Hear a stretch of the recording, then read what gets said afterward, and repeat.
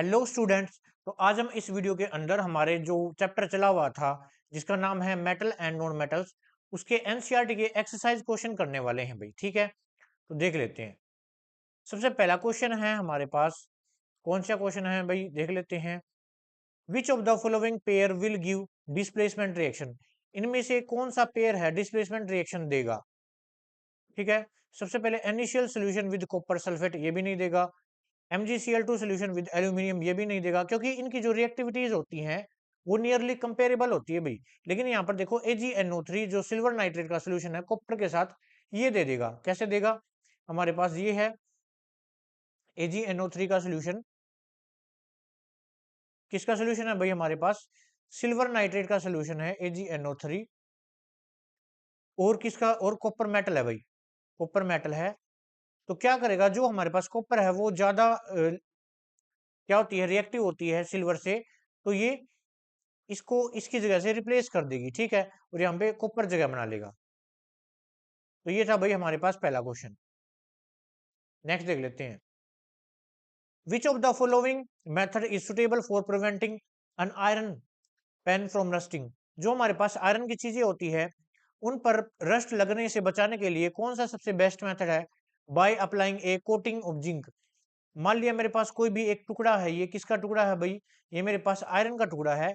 इसके ऊपर हम क्या कर देते हैं, इसके ऊपर हम एक जिंक मेटल होती है उसकी कोटिंग कर देते हैं। क्यों जिंक मेटल की कोटिंग क्यों करते हैं और मेटल की क्यों नहीं करते? ऐसा इसलिए किया जाता है क्योंकि जो हमारे पास जिंक मेटल होता है वो ज्यादा रिएक्टिव होता है। किससे? वो आयरन से।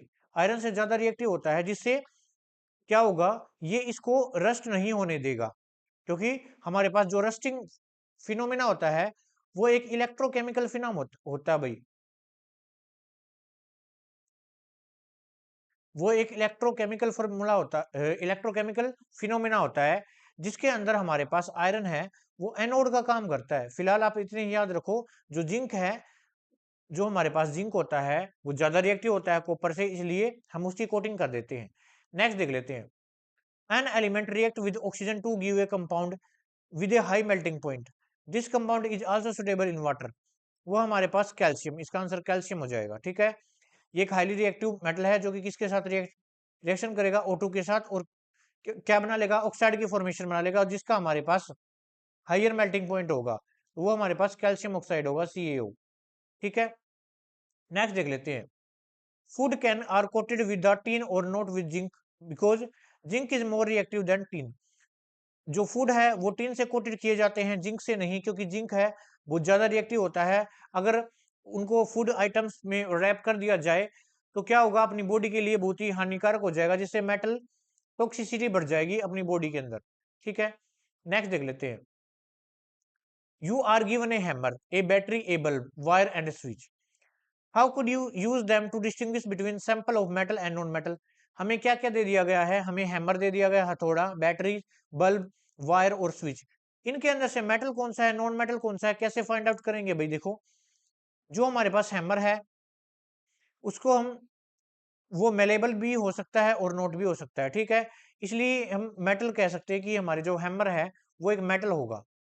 ठीक है, मेलेबल मेटल विल बी जो हमारे पास malleable metals will be metal, और non malleable brilliant element will be non metal. ठीक है, तो मेटल की क्या क्या प्रॉपर्टीज होती हैं? ये हाईली मेलेबल डक्टाइल होता है, और इसके अंदर शाइनिंग होती है।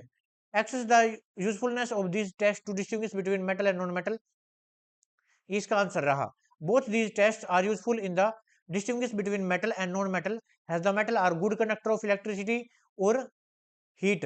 ठीक है, और लेकिन नॉन मेटल नहीं होते। तो ये इसका आंसर था। What are amphoteric oxide, give two example of amphoteric oxide. Amphoteric oxide कौन से होते हैं? देखो भाई, हमारे पास एक तो होते हैं एसिडिक ऑक्साइड, एसिडिक ऑक्साइड, एक हमारे पास होते हैं basic oxide,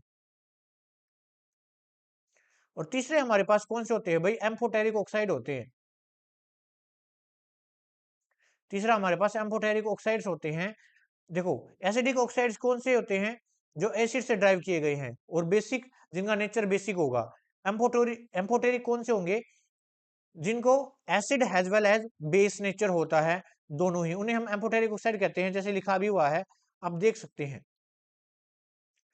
those metal oxides which can react with acid as well as base are known as amphoteric oxide. Mainly हमारे पास दो मेटल होते हैं जो कि एम्फोटेरिक ऑक्साइड बनाता है। एक तो हमारे पास एल्यूमिनियम होता है, जैसे ये बना रखा है Al2O3, और दूसरा हमारे पास जिंक ऑक्साइड हो जाता है। ये दोनों ही एम्फोटेरिक ऑक्साइड है, ठीक है। नेक्स्ट देख लेते हैं। Name two metals which will displace hydrogen from dilute acid and two metal which will not.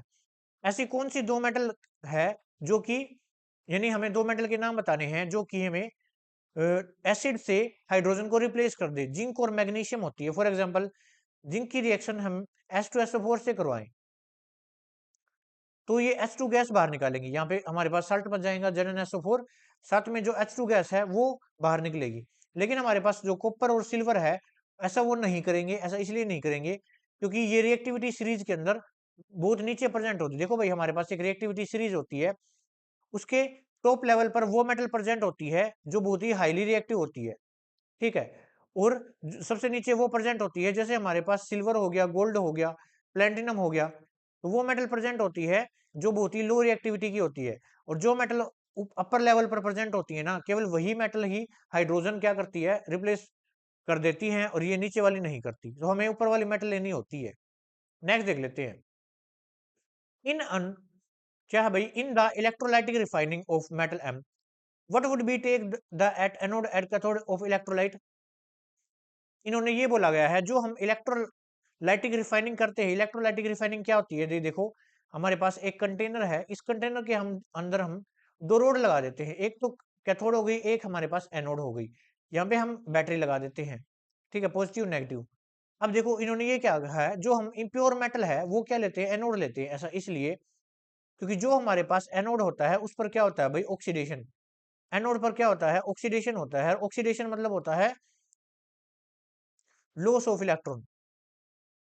Loss of electron होने के बाद जो भी हमारे पास मेटल होगी, वो मेटल इलेक्ट्रॉन को लॉस करके उसके ऊपर पॉजिटिव चार्ज आएगा और वो हमारे सोल्यूशन के अंदर आ जाएगी, ठीक है। सोल्यूशन के अंदर आने के बाद जो उसकी इंप्योरिटी होगी वो एनोड के नीचे इकट्ठी हो जाएगी, जिसको हम एनोड मड बोलते थे, आपको अगर आपको याद हो।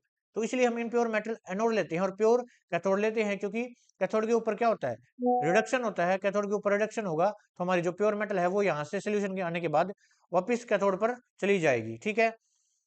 State two ways to prevent the rusting of iron. कोई भी दो तरीके बताने हैं आयरन को रस्टिंग से बचाने के लिए। सबसे पहले तो बाय गैल्वेनाइजेशन, यानी कि एक हाईली रिएक्टिव मेटल है जिंक की कोटिंग कर देते हैं किसके ऊपर, आयरन मेटल्स के ऊपर। और दूसरा बाय पेंटिंग। पेंटिंग से क्या होगा, वो हमारे मॉइस्चर के अंदर डायरेक्टली कॉन्टैक्ट के अंदर नहीं रहेगी वो मेटल, उसके अंदर एक बैरियर बन जाएगा। नेक्स्ट देख लेते हैं। What type of oxide are formed when a non metal combine with oxygen. इन्होंने पूछा है किस टाइप का ऑक्साइड बनता है जब कोई भी नॉन मेटल है वो किसके साथ कंबाइन करे, ऑक्सीजन के साथ। तो देखो भाई, हमारे पास सल्फर है, सल्फर ऑक्सीजन के साथ रिएक्शन करने के बाद SO2, और जो कार्बन है वो ऑक्सीजन के साथ रिएक्शन करने के बाद CO2 बनाएगी।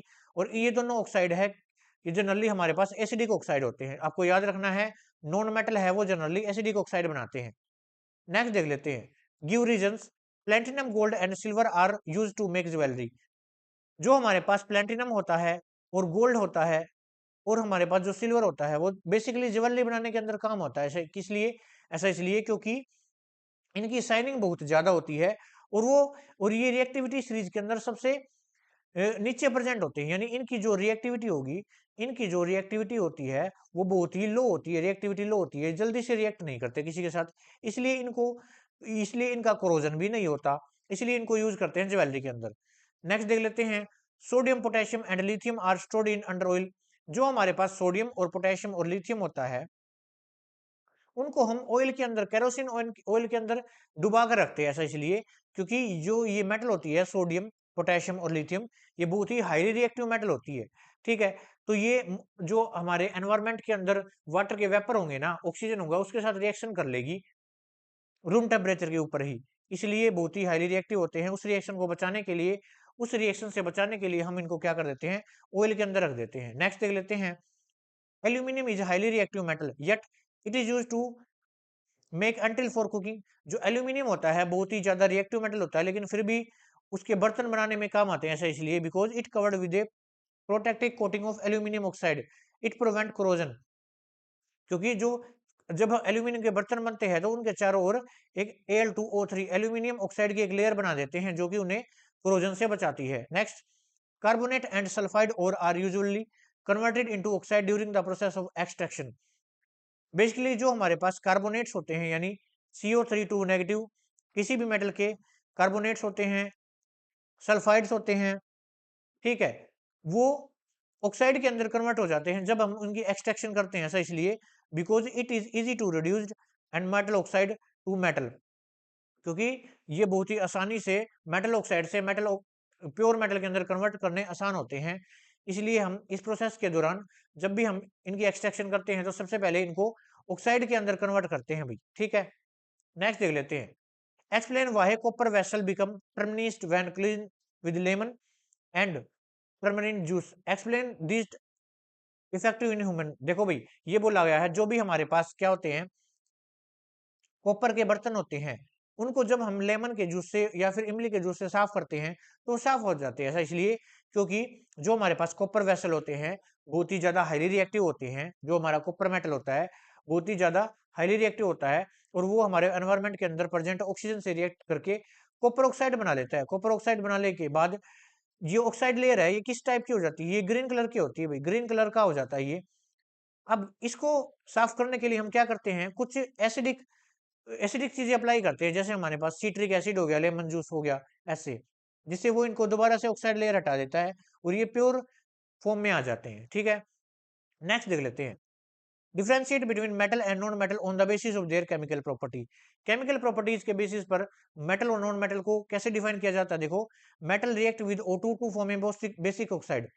जो हमारे पास जितने भी मेटल होते हैं वो ऑक्सीजन के रिएक्शन के बाद जो उनका मेटल ऑक्साइड बनेगा वो कैसा नेचर का होगा भाई, वो बेसिक ऑक्साइड का होगा। आपको ये याद रखना है, मेटल के ऑक्साइड हमेशा बेसिक ऑक्साइड होते हैं और जो हमारे पास नॉन मेटल के ऑक्साइड होते हैं वो एसिडिक ऑक्साइड के होते हैं, ठीक है।